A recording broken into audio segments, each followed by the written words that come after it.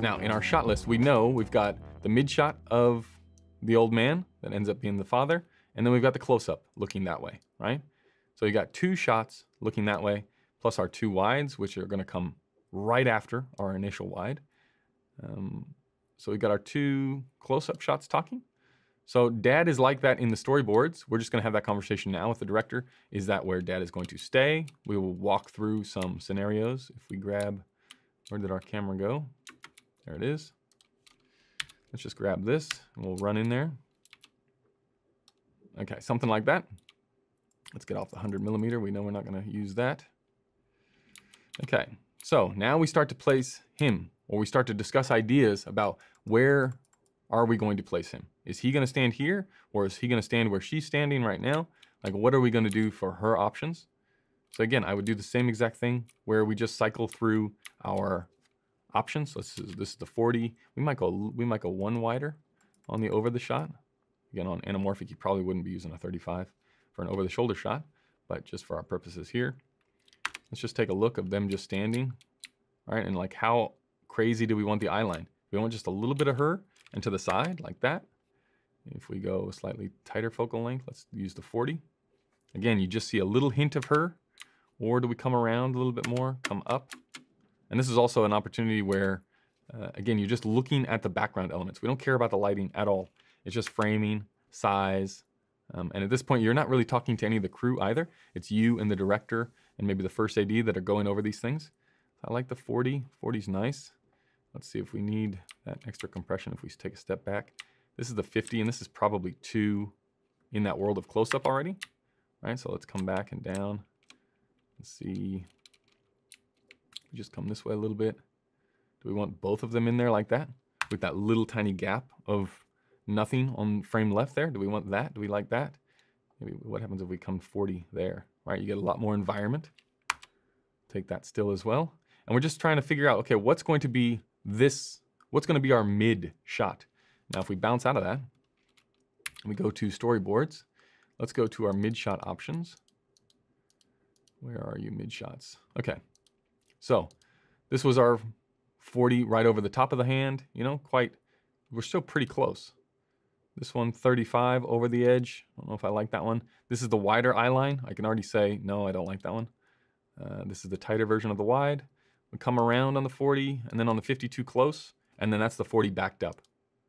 And then, ooh, is that the 35 backed up or the 40? Whatever, that's the backed up one. Probably in our worlds of shots, I would say that this feels the nicest, because we know we're gonna go in closer again. We've seen the boards. We know we need those moments of realization, and that's where the comedy plays out, is in those last 2 close-ups. So we know we're gonna go in closer. So I wouldn't be going, this feels too samey, definitely too samey, too close. This feels even on the edge of closeness.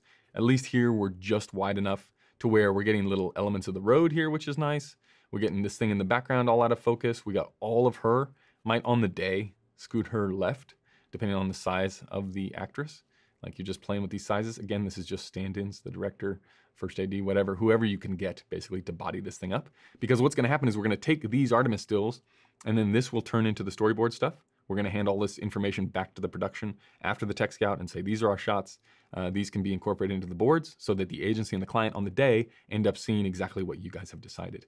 So it's just a matter of taking all these stills, going, showing the director, talking about it, and the whole time figuring, you know, we're not talking about lighting here at all. We don't care at this stage. It's just important things in the background, or things that we can take advantage of for very cheap. And again, the more specific you get about the frame, well, now the more specific you can be when you're talking to the gaffer, and when you're talking to the grip, and you're talking to your team. So if we switch over now to the pen tool, so what I would be saying now, let's say we really like this shot. This is gonna be our mid size, and the same size, because we're gonna do matching mids, we're gonna do the same size for her. So whatever we do here is basically gonna be the same setup for her. I know that we're gonna wanna shoot this when the sun is behind this guy, right? It's not as important because we're in much tighter, so we can do a lot different things. It's probably too big, the frame is probably too big to get a 12 by 12 up and over for over-the-top diffusion. So we might have to go with, you know, just like a 6 by 6 because we don't really have to cover her. We could probably cover her with a 4x4 frame or something like that. But we might have to come from the side with our 12x12 diffusion, because the frame just on a 40 mil at this distance looks a little bit too big for 12 feet. Or maybe it is too big, but we still have to go toppy because of the angle of the sun. So now maybe to the gearless, we have to add a 20x20. So we have to get it up and over the frame because it's long enough this way, right? So I'd be sitting there talking to the gaffer saying, yeah, we want overhead here, soften off the sun. Then we're gonna bounce from this side, and then we're gonna wanna neg down this side of the face, and then we're gonna add a little tiny edge in here. You look around, any questions? You know, that seems all pretty doable. This is stock standard stuff. We're not doing anything crazy, but this is really the mood. And then you talk to the first AD, okay, this is the time that we wanna be in this section, in this block. And it's not like, oh, we have to be here 11 to 11:30. No, it's like, well, after the wides, whatever time that works out in the schedule, that's the time that we want to be here because it's going to make it easier on us. The more complicated you make it, the longer it's going to take. And so we're just thinking of ways that we can make this easy for us. So I'd say this would come directly after our 2 wides. And if we go to, let's grab this thing and bring it back. If we go back to our shot list, I would say already we're thinking shot number 1 first up of the day. Then we're going to shot 8 and 10, which we're combining as one shot, which will be the end graphic as the vehicle pulls away. And then we're going to come into shot number 2, right? So shot 2, then we're already set up for the close-up. So we're just going to go close-up in from there. So now let's go back into our world. And we will walk around and run over there. Actually, we can fly over there and be dropped off.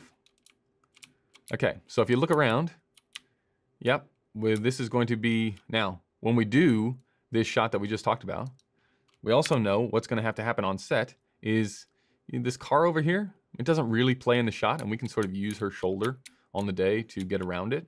You know, if we want to, say we want to keep this same position, but we just want to move him a little bit this way. So we take him and what are we doing here? Go to editor, take him and move him just a little bit this way. So we're seeing down the road a little bit more, seeing less car. See, so now we don't see any of that car. So we see a little bit of it, like that, right? Well, now that we don't see any car on the day, if we come out here, we can move this car. We'll be able to get this car out of the way so that then we can bring in the bounce where we need it to be, okay? Those are the kind of red flags that are often being waved. It's like, well, we can't really fit the bounce in here. If this car is here, it's gonna look awkward. Same with the neg. Like if you only have traffic management while you're doing the wide shots, and then you come in the middle of the day and you wanna put a 12x12 on the road, those are the kind of red flags that I'm talking about, those little tiny things. So here we know, again, probably now that I'm even thinking about it, I probably want to be back even more, right? Like our mid shot would probably be somewhere in here, just for point of difference.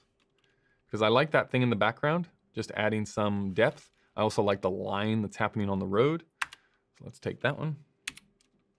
We'll jump out of there, and then we'll see what does that, actually we should do the close-up while we're here. So let's roll up the lens, generally 2 focal lengths. And now we're gonna be inside the conversation. I'm gonna rise up just a little bit. I like just underneath the chin for shots like that. And why can't we get focus on his face? Okay, so something like that feels too close, right? So let's go out to 40, 50. This feels better, right? You got enough space either side. I don't know if I like the thing coming out the top of his head back there. So if we move around, maybe something like this.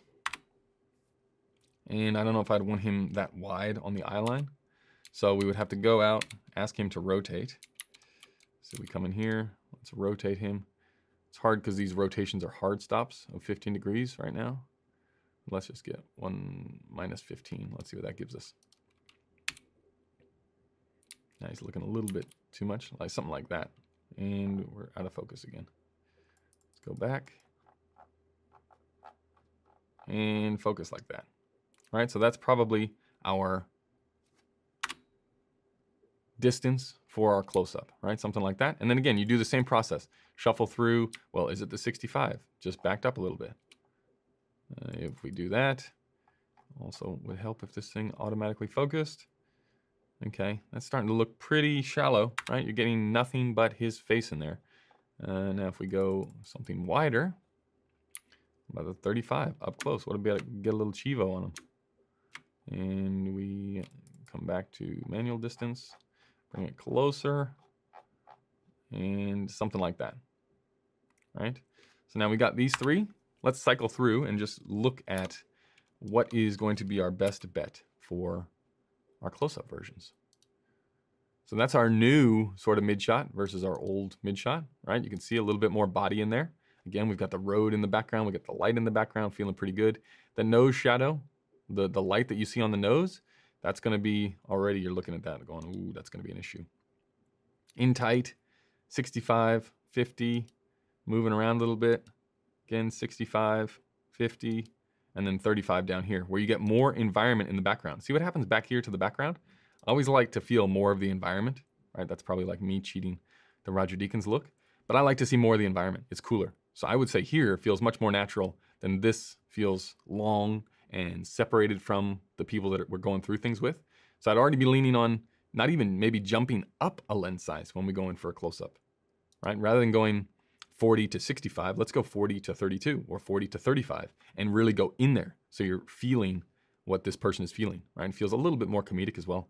Less tight, less boxed in. That's boxed in. This is a little bit more open. Now, if we go open, something to remember is that we're gonna have to move all of the lighting fixtures back. So it's gonna get harder to light. The wider you go, the harder it is. The tighter you go, I mean, you could do this shot with a 4x of diffusion overhead, 4x poly as a bounce, and then one floppy from the right for the neg, right? As you come out to this size, well, now it gets a little bit different. We can see some of the car in there. Let's see if we add our pen. You know, you can see some of the car in there. So you're really gonna have to get up and over this image with something bigger than just a 4x piece of diffusion. Also means you're probably gonna want something bigger, because what ends up happening when you put the diffusion over the top is it's gonna cover the light that is gonna hit our bounce. So we have to move the bounce further away this way, which means we need a bigger bounce, which means we need bigger neg because we don't want the bounce spreading everywhere. So everything gets more complicated the wider that you get, but you start to see where these shot ideas are coming from.